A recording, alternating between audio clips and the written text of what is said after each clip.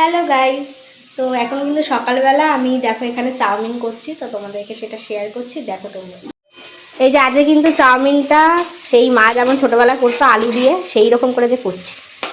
আর এখানে পেঁয়াজ লঙ্কা কেটেছি আর এই চাউমিন সেদ্ধ করা হয়ে গেছে।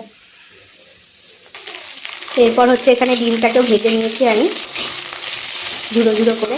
আর আগে ডিমটা ভাজার কারণ হচ্ছে পরে না সত্যি বলতে চাউমিনের ডিম খিদে পাওয়া যায় না, এই জন্য আমি আগে থেকে ভেজে নিই, তারপর চাউমিনের উপর দিয়ে দিই, ওটাই ভালো হয়।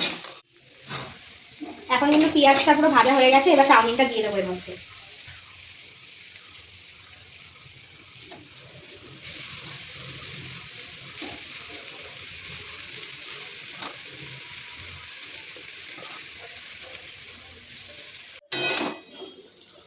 তো তারপর কিন্তু চাউমিনটা দিয়ে এটা পুরো মিক্স করে নিলাম।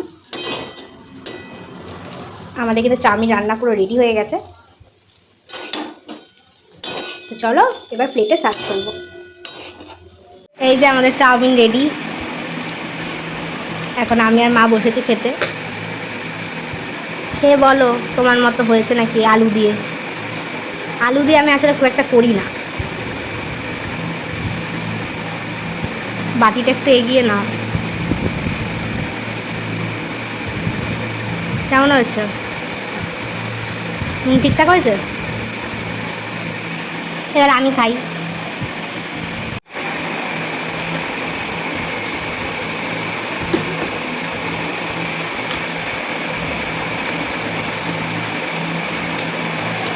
ভালোই লাগছে খেতে।